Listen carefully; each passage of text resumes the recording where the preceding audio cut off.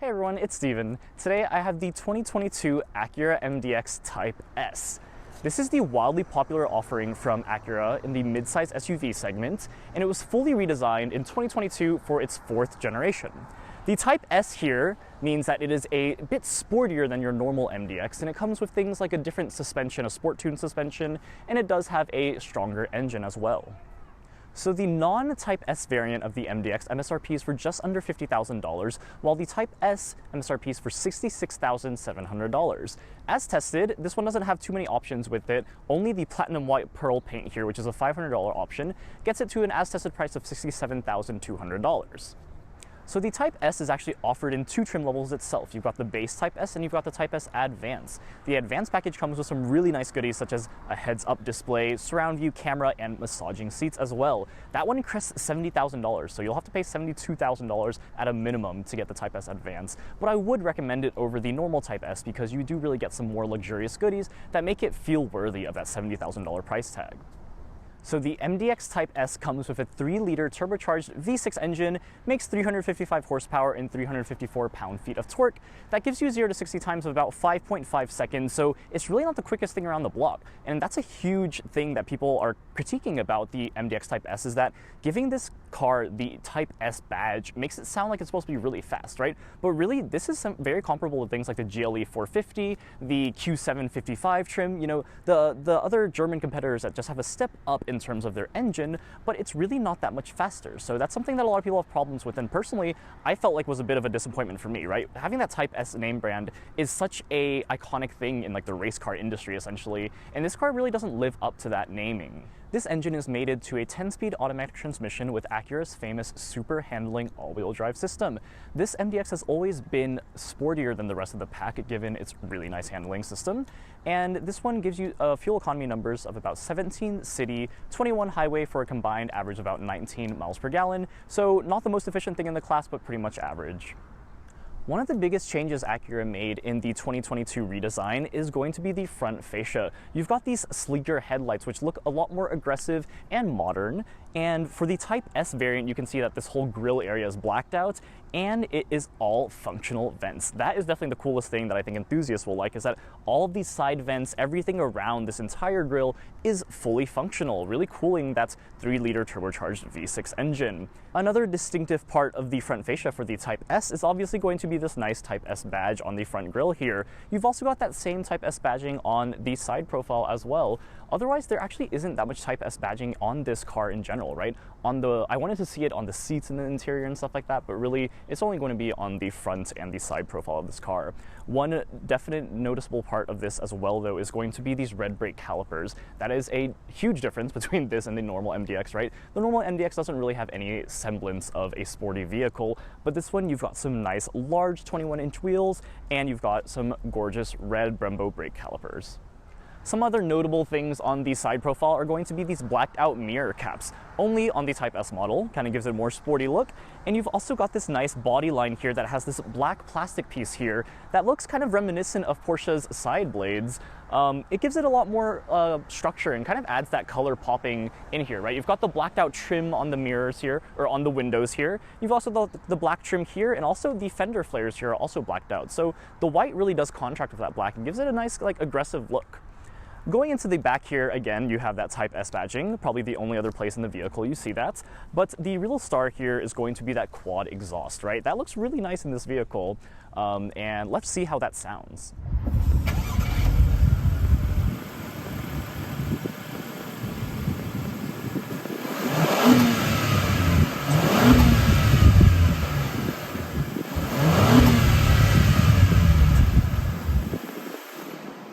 So the sound definitely isn't going to be the most aggressive thing. It really can't keep up with German competitors like the AMG models or the M Sport models, right? But I mean, it sounds okay. It's a little bit more aggressive than a normal MDX, right? On the inside, it actually sounds a bit better, but I think that's actually going to be some pumped in engine volume to make you feel like you're in a sportier mode, because I did put it in Sport Plus, and it feels a little weird that this car even has Sport Plus, given that it's really not that sporty of a vehicle. So otherwise, going in the back here, the biggest change you're going to see is the sleeker taillights as well. That was kind of the overall trend that Acura's been moving towards. If you check out my TLX review here, you'll also notice that they moved to a sleeker headlight design and taillight design. So the MDX is kind of following suit. I expect they'll do this with the RDX soon, and the Integra, if you've seen that one as well, looks very, very similar. So going into the actual trunk itself, this is going to be one of the most impressive parts about this vehicle. It's low price points, honestly, considering, compared to the German competitors, it really undercuts them by about $5,000 to $10,000. But in this trunk space, you've got a decent amount of space here. 18.1 cubic feet of cargo space behind the third row seats. That is the best in this class if you compare it with other similarly sized mid-size SUVs. So you can fit quite a bit here, right? You can see we have this almost entirely fit with the weekends, carry-on and stuff like that, and you still have space for these third row seats to be up. If you took those down, they would actually give you almost 50 cubic feet of cargo space, which is crazy for, this vehicle. Obviously, with most redesigns these days, the cars are getting larger and larger. This one got longer and wider. And the last notable part about this rear here is going to be this nice rear diffuser on the bottom of this car. This is unique to the Type S model, makes it look a bit more sporty. I don't know how functional it is, but it does look nice along with these quad tailpipes.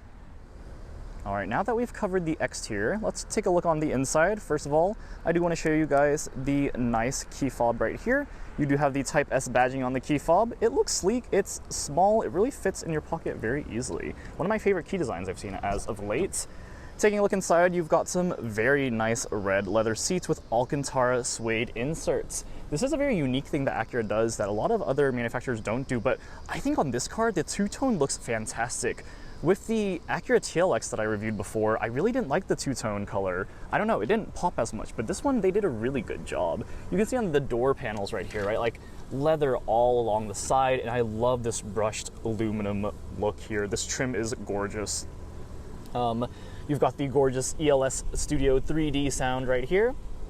And otherwise, this just looks pretty good. This is all plastic at the bottom, but that's very typical aside from any super luxury cars you go into. You do have three-way memory for the driver and the passenger as well. So going inside, you can immediately see that sense of high quality materials being used. It's very, very quiet on the inside, and you've got a very, very large pano sunroof as well. So yeah, I mean, these seats are definitely a standout in terms of appearance. They're not that well bolstered, honestly, right? Like, these aren't going to be the most aggressive things you see out there, but I love the seat color. I think they did a great job kind of blending this with that brushed metal aluminum color, and you have some high gloss black all across the middle. The middle is definitely a fingerprint magnet, but looks pretty good, right? I do think the MDX looks way better on the inside than the new TLX does, at least in my opinion here. Unfortunately, you still have the classic infotainment system here, which is just not going to be, I don't know. I don't think anyone likes this. I really feel like any car reviewer out there, it's one-to-one sense, and it doesn't really make sense. I feel like you should just make it a touch screen. You've got a 12.3-inch infotainment display right there. I don't want to say touchscreen because it's not. It's just a display screen right there. And otherwise, the center console looks pretty standard. Again, tons of high gloss black materials. One little quirk that I like is to open the charge outlets right here. You have to kind of click in. Since this car does come with wireless Apple CarPlay and a wireless charging pad, which is probably one of the best implementations I've seen of it so far, I love the location, right? Really easy to put this right here. It tells you instantly if it is charging or not. And then, it's just a great place to keep your smartphone. And the wireless Apple CarPlay has worked flawlessly. Every time I get in the car, it instantly starts working. I feel like there's so many cars out there that just can't do it right. But Acura has done a really great job with that. I don't know how much I love this design that they're doing across Honda and Acura. Not my favorite thing, but I do think the dynamic mode selector in the middle does look really neat. And you can see you've got some cool animations when you want to put it into different modes. And I'll actually show you guys right here that you can see the adaptive air suspension working and lowering the car when you put it in Sport and Sport Plus, and then raising the car when you put it in Normal, Comfort, Snow, Lifts, or some of the new modes that they've added recently. So that is definitely one of the standouts in the new MDX Type S especially, is going to be that adaptive air suspension. Very cool, and it feels like more vehicles are starting to do this because they realize that it gives a lot more flexibility, right? As an SUV, lifting it like that makes it a lot more capable in off-roading, and then lowering it makes it a bit more sporty. So, you know, kind of get the best of both worlds there. So going into this here, this is going to be your 12.3-inch digital gauge cluster right here. I really don't think it's the best look in the industry. You know, very similar to Honda if you've seen their new Civics and stuff like that. You have a few different options here, but you really can't configure it much. The Type S actually has an interesting thing where you can configure the gauge layout to be advanced, and whoa, look at this, very, very sporty. You can put it in sport mode right here and show that it gives you a little tachometer on the top there, but you know, otherwise, like, this still isn't going to be the sportiest thing in the world. I honestly think it looks a lot better in the normal classic version, so I'm going to switch it back to that. They call it crafted. But yeah, otherwise I kind of just keep this blank here. If you switch song using the steering wheel here, you can kind of see that it'll play the song there in the corner and show like the different like album arts and stuff like that, but I don't know, I don't really like it too much. The Acura in the middle is kind of a neat little trick here. It looks like the MDX, and you can see when you brake, it actually turns on the brake lights as well, which is kind of a neat little quirk there. But otherwise it just shows you if there are vehicles in front of you. This car, of course, has adaptive cruise control as expected at this price point. And I think that's one of the cool things, is that this car comes with a lot of the stuff standard that would be an additional $1,000+ on a German competitor. So that is where the Acura MDX Type S actually does, you know, it undercuts a lot of the competitors by $10,000 or so, which is definitely a good option. And of course, you have that legendary reliability from the Japanese brands as well. So that really kind of makes people more enticed by this vehicle than maybe, you know, the X5 or GLE or the Q7. A few more notable things before we move to the back is the Type S badging on the steering wheel. At least it's somewhere else on the interior. Like I said, there isn't too much Type S badging in the vehicle, but you do have some nice red leather trim on your interior of this flat bottom steering wheel. It looks very sporty, I like that. And you do have red leather stitching on across your entire dashboard, which definitely looks unique, and this leather dashboard feels really good. Otherwise, like I said before, this red interior is really just stunning. I think probably one of the best implementations of it throughout the entire car industry right now, and it looks really good with that white platinum pearl exterior. All right, so now that I covered the front row seats, let's take a look at the second row. Obviously, a very important part of big SUVs like this is going to be making sure you have enough room for your family and everything like that. So getting in the rear seats here, you do have a ton of legroom. Let me show you guys what it looks like when you compare the headroom and the legroom here. So I can show you guys that you've got plenty of space in the second row seats. Moving along to the door panels on the second row, you do have the same brushed aluminum trim. You do actually have an ambient lighting strip here as well. One thing I wanted to point out is this car doesn't have as much ambient lighting as I really wish it did.